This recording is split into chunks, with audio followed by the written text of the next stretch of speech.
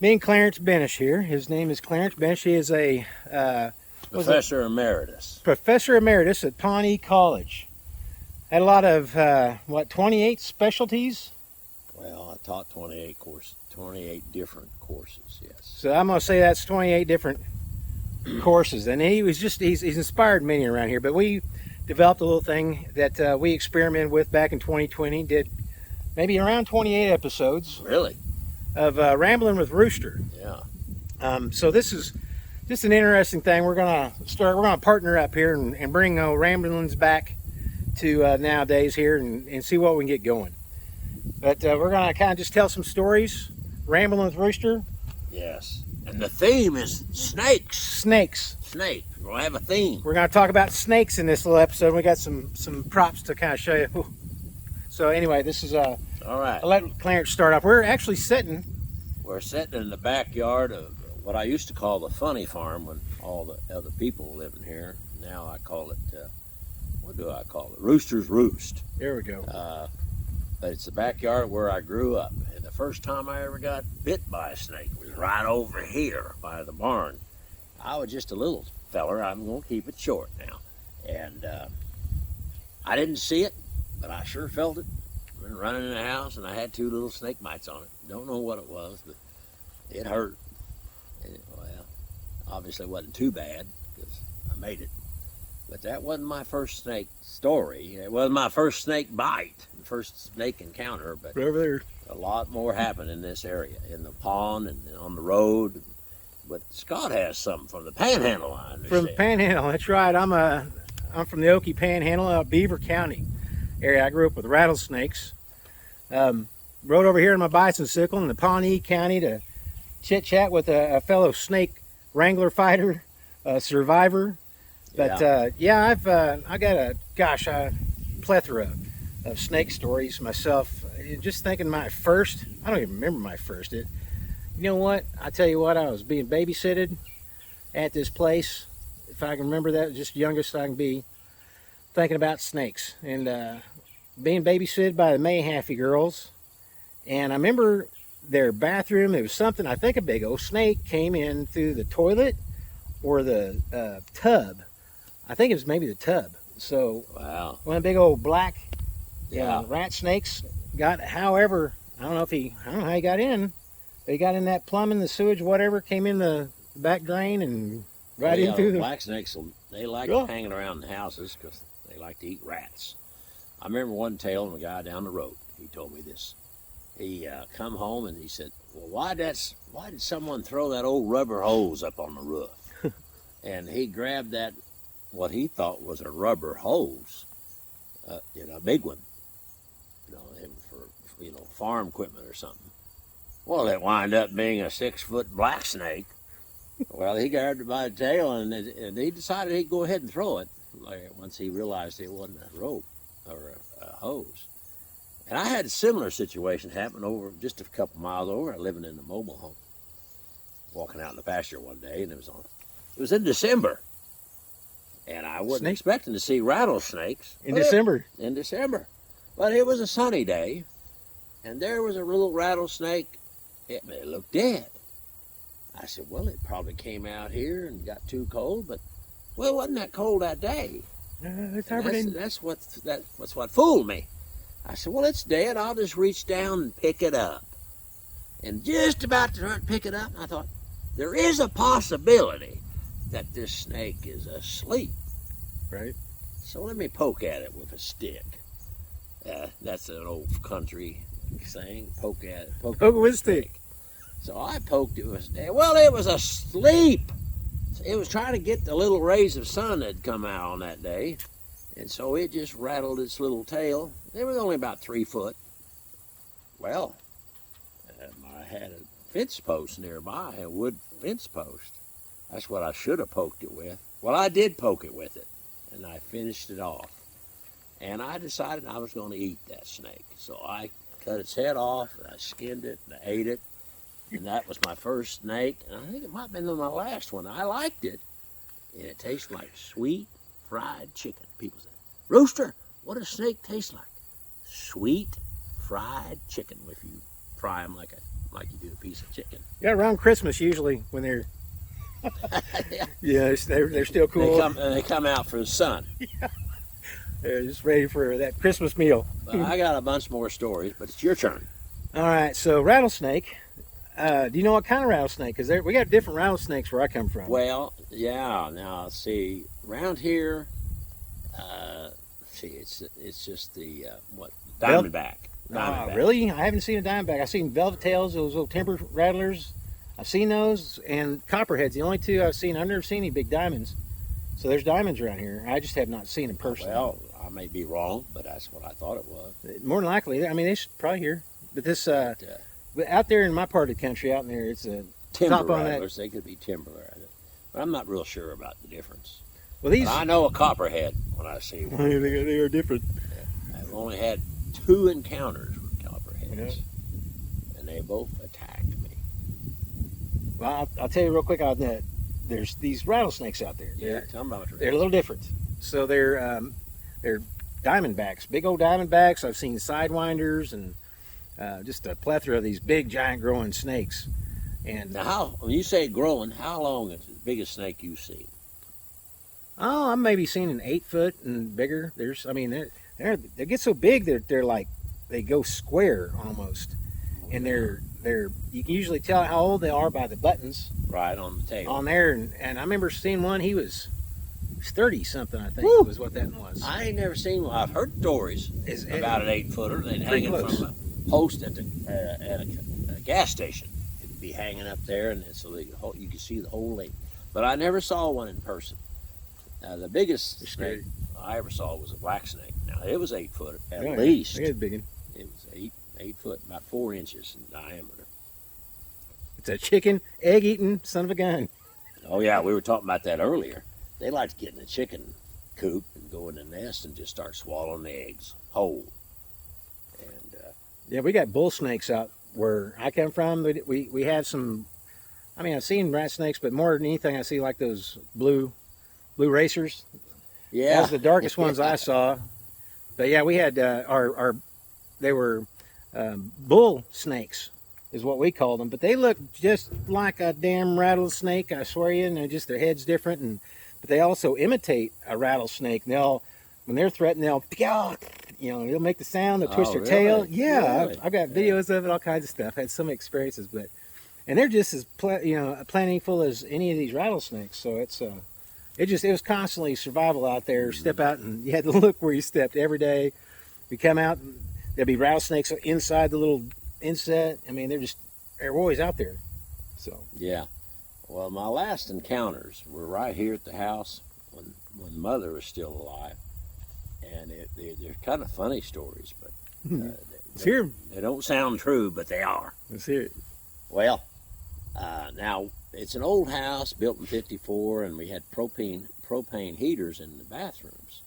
Well, you cut a square hole and put a round pipe in it. You're going to have a little space there, especially over the ears.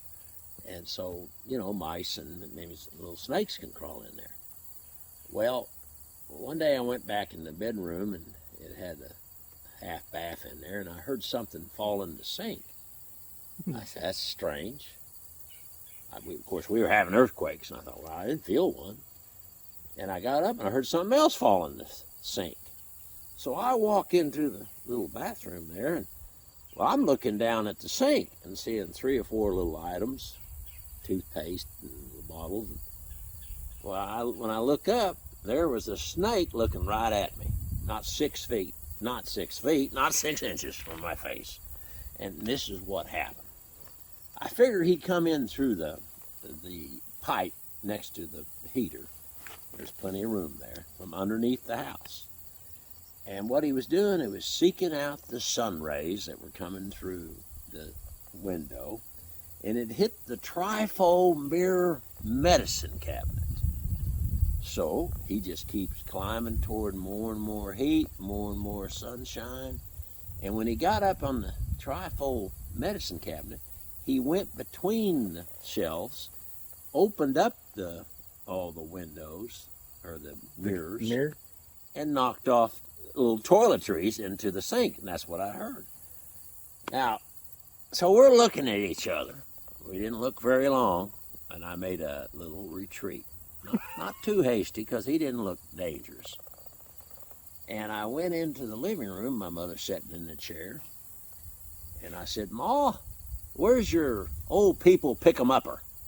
You know, those little grabbers." Yeah. She said, "Well, right here next to my chair. I need to borrow it." So I borrowed that. I went back there, and he was still in the medicine cabinet. So I just reached up, and I grabbed him around the head with that old people pick-em-upper. They use kind of something similar out there when they're grabbing snakes. Yeah. Yeah, they use real ones. Snake grabber. Snake grabber, but this is old people pick-em-upper, you know. And so I snake grabber. carry it through the house, and I go by Mother's chair, and she said, "What you got there?" I said, "A snake." I open the door and take it out, and then I just let it go in the driveway, I think. So, but that ain't the funniest story that happened. Well, hold on. So It's your turn now. well, I got to ask too. He has a great bit of history on his mother, and he's working on his own chronicles and things of that nation in a book form, and really amazing histories there. But she lived to be, was it 105? 105 and a half. 105 and a half. Your uncle Emil lived to be 102. And so 2 other uncles lived to be 100. 100. So he actually comes from a long line of centennials. And if you don't think those folks got some snake stories, let me tell you. Oh, yeah. Oh, yeah. But this is a really unique spot here. You know, sitting on this land, his very first snake bite. Rooster Cogburn here, Clarence Bennis. This is the home space of the centennials and some of these first peoples in Oklahoma. And it's great history, a lot of neat stuff we'd like to talk about later. Hey, And you it's talk more about ramblings. first people in Oklahoma. My dad moved down here before it was a state. So, yeah. And land was cheap. After taking it away from the Indians, it was real cheap. That's no But good. they bought land for $10 an acre. And now that same land is going for $3,000 or $4,000 in this same area. And but you wanted to go down to the pond, which is Snakes. right over here. Yes, right. Well, So I got you one. I will talk about a quick snake thing. Sure. So you're talking about snakes and being attacked, and he's 2 different cases of the copperheads attacked him. I used to have a bait shop, made biodiesel, had a big old garden, and did a lot of community work up in the city of Attica, Kansas. And I had a license to go catch my own bait, because I had my own bait shop, and I had live bait and worms, glow-in-the-dark worms. It was awesome. Had a lot of fun, but more than anything is I got to go run around in the country and go to these creeks, and I had a lot of family ties and folks who were good friends of my family that opened up their little country ponds and everything to us, and we go out and play, and it was really nice. I had some good times with our kids and everything at that time. But anyway, I was out running traps, and I put out these crawfish traps and a little bit of dog food in there, and I'd throw it down there, and that usually catch me up a little bait fish or crawdads. And I'd come to one little spot, and I think it's the same spot where I had the copperhead right around the corner had chased me out. I think that's the same spot. But yeah, I'd had a little trap down in there, and I come up and look, and the water's perfectly clear, and there's a snake in there. He's dead. He got down there and drowned, getting him some of them good fish, but that's the way it worked out. But around the corner was where I saw there was a big old, I don't know where he had a den or something, there's a cottonmouth. Cottonmouth, and they chase you, and they're scary. And those suckers, if you get in their little area, I mean, they come after you. And they tell me that they can bite you underwater. Oh yeah, Because they're part gnarly. of that cotton mouth is that they can open their mouth and close off the back. Watch Lonesome Dove, man. That's Yeah. Well, but that's So they come after you. I don't know if they were cottonmouth or if we were smart enough to know if they were cottonmouth or not. But right down to this pond down here, and we were only about 12, 14 maybe. There's 4 of us, Monty Lee and my friend Frank and maybe my brother and I. Well, we were down there fishing. It's a twin brother too, right? Yeah, and we saw all these snakes coming up, a bunch of them. So we thought, well, heck, we're fishing. On the water? Yeah, they were. They were coming at you? No, they were swimming around where our hooks were and Oh, and yeah, they'll corks. do And that. so I said, well, heck with fishing. Let's just go kill us some snakes. So we cut some branches, and they'd be about 8 feet long. We'd cut them long enough where they'd be light, but we could still hit something with it pretty hard. You know, about a 1/4 inch, 1/2 inch, trim it up. And we waited out there and waited for them snakes to poke their heads up. Snake infested water. You waited out there with sticks. We weren't too bright about this, I know, but there was 4 of us, and you'd think our collective intelligence would have told Still us to do made a something 0. different. But we got about 6 of them. Because we'd be standing around in a square, like around this little spot right here, and a snake would poke his head up, and we'd start whacking the water. No and way. by golly, we'd get him, and it would be about 4 or 5 feet long. It wasn't real thick. We don't know if it was copperhead or not, or cottonhead, but we killed about 6. We didn't catch any fish, but we killed about 6. And that was about half of what we saw. And we thought that was pretty good. You swam out we had so in much the fun doing snake-infested water with sticks. yeah, we had so much fun doing that. Let's do it again next weekend. So next weekend we went down there and we didn't see a single one. The word got out. See, the word got out. Yeah. Beware of those 4 boys with sticks. But they left our fish alone. Snake fighters in Yeah. the water. Yeah. Yeah. And Aquaman then, ain't got nothing actually, on that. I think that's when we found out. Well, what if they were copperheads? I said, what do you mean? Well, they can bite you under the water. We didn't know that. But anyway, because we were kind of, a little young, you know, but fearless. We were pretty fearless about it. I got you one little kind of / fishing story. My best friend in high school, his name was Anthony Henney. He's now he goes by Shaman Henney, and works for the Oklahoma Tag Commission, I believe. And he would come down, we'd go adventuring, we go out, you know, under the bridges, or, you know, we were enamored, you know, the whole Indiana Jones thing. We were out adventures. Yeah, adventure. And we had these slingshots, and we go down, and there was like a water hole, pond, you know, that was kind of on the back part of our property. It was always dry. It never had any water unless it just flooded or something. And sometimes it rained enough when it had water in there for a while. So, boy, I'm out there with the slingshot, finding all the rocks, rounders we can find, trying to skip across the water. That was our little fun thing. We just loved shooting, skipping rocks, and, you know, slingshotting in the water. I mean, it was a little pond. But I remember I'm sitting there, and the pond comes down and it has this little wall, flat wall piece that kind of goes, you know, a good part of it, and then it kind of moon shapes out into, you know, smoother stuff. Anyway, we're working along this little cliff, sitting there, and it goes right down into the pond. And I remember I had me some, and I'm right here, my back's up to the cliff, and it kind of curves around, and I'm sitting there shooting stuff, and I look over and I see Anthony. He's working his way down this little cliff thing, and he's trying to find rocks right on top of the cliff thing, you know, right there in that grass part.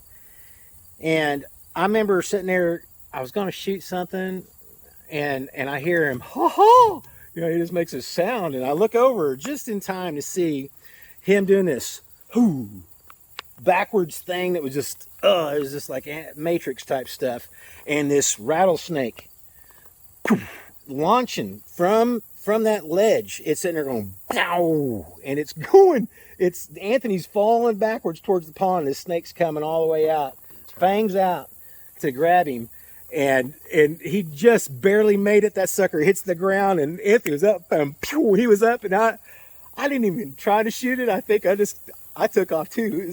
I was so scared, you know. But I mean, it was, to me, I can look back and it was like, it's in slow motion. That was one of the scariest times that I was shared, you know, with somebody else. Yeah. So. Well, that reminds me of the time just down the road here. Just down the road, about a half a mile. Just a 1/4 mile past the intersection. I was going in the Pawnee area, and there was a copperhead in the middle of the road. Now, my brother had perfected this method. If you see a snake on the road, if you hit your brakes as you're rolling over him, it'll cut them in two. That sounds like my mom. Now, if you slide your brakes too soon, they can get out of the way. So it's a matter, you had to perfect timing. And, is this your twin brother? And if you just Evil rolled twin. over, If you just roll over, it wouldn't hurt them. It really wouldn't hurt them because they're round, and they would absorb that. But if you slide that tire on the ground, it cut them in two. And I'd seen him do it. I'd be riding with it, and I saw him do it. I said, I'm going to do that to that copperhead. Well, my timing was a little off, or he was a little off in his spacing, and I missed him. But I also came to a stop because I was sliding my tires. And he went up under the fence. Now, there's about 36 feet. This is right by the house, though. Half a mile. Yeah, this is, and the reason we're trying to dispose of these animals in whatever way we can. Everybody loves snakes. I know. Everybody hates snakes. But if they're around the house, you got kids and everything, you just got to take care of it. So rattlesnakes and copperheads, bull snakes, you can let them live. Yeah. If you know the difference, but I got a pet one now, but that's another story. But anyway, he's wild, but I let him live. I told him he could stay here. He does. He's got a snake. And we had a conversation about it. But this snake, his copperhead, he's mean. He'd run over. And I tried to kill him. He knew that. So he ran up against, underneath the fence, but I could see him. So I stopped my truck, and I looked in the back, and I said, I'm going to throw a rock at him. So I'm pretty good. You had a rock in the back of your truck? No, but I had found me a rock beside the road, about the size of a baseball. And I tossed that sucker, and I hit him. Beamed you. Now, a smart snake would have just taken off in the pasture, and that'd been the end of the story, because he could have been hiding in the grass, and I wouldn't have gone across the fence to go after him. I had, parked in the middle of the road. But instead, he said, you want a piece of me? And he turned around and came at me. Full throttle. Bravest snake I ever he was moving as fast as he could to get back at me. And I said, oh my gosh, now I threw my only rock. I said, well, I looked in the back. That's when I looked in the back of the truck again. I said, well, hey, here's a fence post. I think it was a T-post, metal. I said, come on, it's you or me. And I ain't making this up. I ain't jawing you. He come at me, and I stood my ground, and I jabbed him with that post. And fortunately for me, since I'm telling the story, I got the first hit in, and that was enough to disable him and for me to finish him off. Rest of the story. Well, that was my first encounter. The second encounter was almost the same, except this time I didn't get out of the truck. He attacked the truck.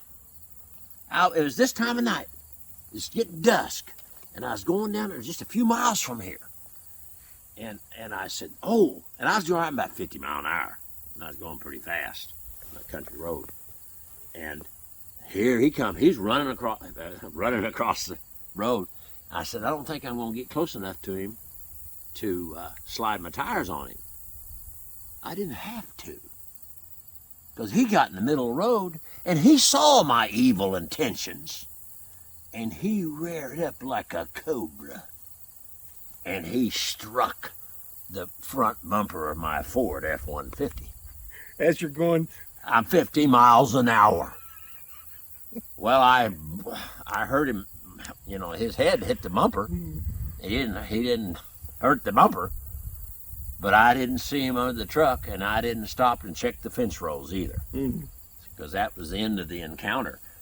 So you see a copperhead, don't mess with them. If they see you, they're going to come after you. Because I read this one time. There's only two animals on the face of the earth that are fearless about humans: polar bears and copperheads. Oh, not just snakes in general, it's copperheads only? Copperheads, not snake in general. Copperheads. A rattlesnake will leave you alone if you leave it alone. If you leave it alone? You don't hear people talking about, I saw this on TV. Cottonmouth. The guy had the record of 125 rattlesnakes in the bathtub with him. They had put them in one at a time. No. They were live. They were 2 or 3 feet long. But as long as he didn't move and threaten them, they were fine. They kind of like the warm body and all that. But no, you don't hear any records about how many copperheads you can put in a tube or in a bathtub with you. It'd be one, and they would bite the crap out of you if you did. Yeah, but if you had a stick in the tub with you, Snakes they're mostly defend themselves. They Yes. defend themselves. yeah, we're the ones being You're bigger than they are. genocidal on So there. you know they feel threatened. Well, I'll tell you something to kind of relate to your snake kind of rearing up and attacking the truck thing as you're coming at it. So, I grew up swathing and baling with my father, John Trotter, and it was we had a self-propelled swather. Okay, and it cuts hay Crimps it. Crimps it. Yes, the windrow. there's a great big old header on there, and there's these big old turning spindle things and these big old paddle things with fingers on it, and it's running around, and on the very bottom of there is a sickle sections, and it's got these guards that stick out, and you got your sickle blades are these little diamond shaped, razor edge pieces that just going Back and forth. like barber shears and stuff, but giant scale.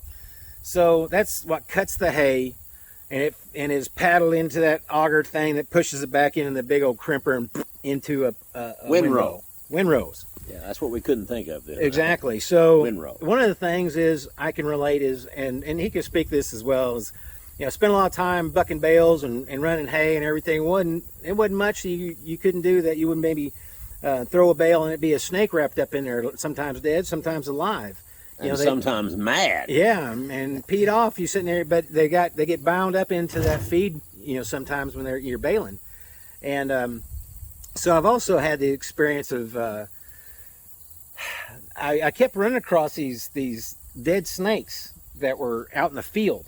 So I'm sitting there running round and round, cutting that feed, and it's putting these little swaths of feed all the way around, these little circles, and I'll be going around and I look over into that fresh cut feed right there, and you can see the ground, everything moving around, and there'd be a snake with no head sitting there going moving around.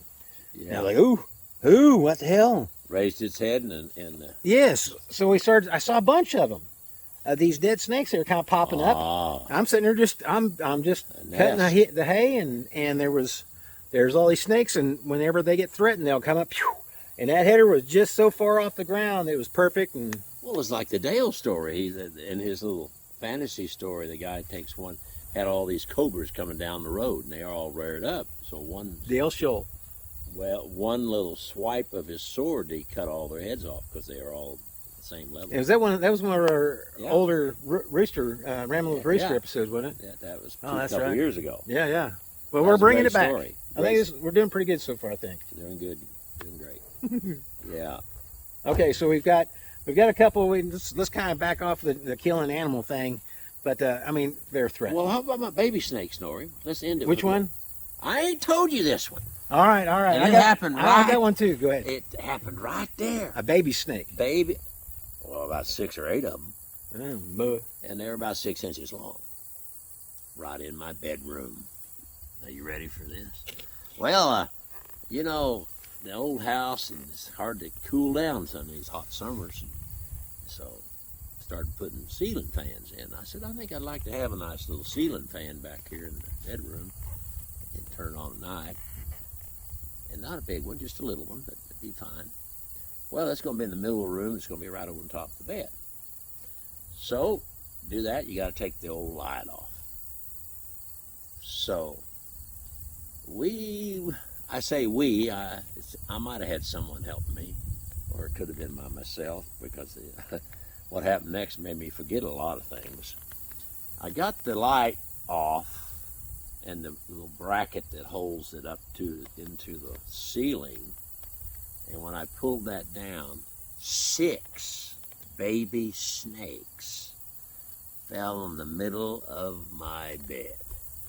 Copperheads? Well, little yellowtails? If they were baby copperheads, they say their poison is worse than an adult.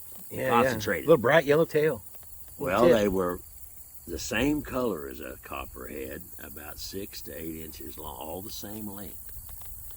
And I didn't spend any time in examining them, and they fell on my bed, and I was on a little ladder or step ladder or something. You instantaneously transported outside. So I made a fast retreat to the living room again. But I knew I had to go back in there to do something about that.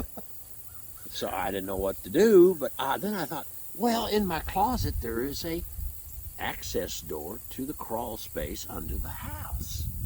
I said, well, at the very least, I'll take that access door off. Because when I went back in there, they weren't laying around on the bed waiting for me to put a pillow on them or tuck them in. They were gone. Gone, meaning they were still in the bedroom, but under the bed or under my socks or under the clothes or somewhere, they were out of sight. But they didn't come out of the door because I shut that door when I went out. So I take the access door off. How far is this in the living room? In my back bedroom. Oh, it's in the bedroom. And in the closet. Okay. So I take the access door, and it's about 3 by 3. Yeah. See? And I lay it on the side, and I sleep on the couch that night. Did you stuff anything under the door? Or? Oh, no. Well, I don't... Shut the door, nail it I shut. shut the door, and it wasn't enough room for those little snakes. It hit pretty close to the floor. Yeah. And anyway, well, they must have found that. They must have felt, Found a snake hole under your bed. So they went from the ceiling to the bed, to the base, to the crawl space. Well, yeah, with the bed in between. But I never saw them again. But I did check bed real careful when I went. When I finally did use it. If I did use it that day, I don't think I did. No. I think I waited a day and check the room. Did you use Mom's snake or picker upper? I would. Well, I was thinking about a plan. Stick. He had a stick and a T-post. But the plan wound up being let them escape to the basement. Yeah, the crawl area. Go to the basement. And it must have worked because I never saw them again. Well, now they still remember, live there, I'm putting the ceiling fan in, right? I got the light and everything. Well, I put me a good big old plate. It's still there today. A big wood plate covered up every square millimeter of space that could be cocked around the edges. Because is the hole and you're still in your bedroom where you let them go down into? Until last year, I had snakes in my ceiling. Snakes in the attic. In the attic, well, not the attic. It's just the crawl space in the ceiling. I'm gonna call it attic. Well, yeah, above the. So snakes in the upper part of your house.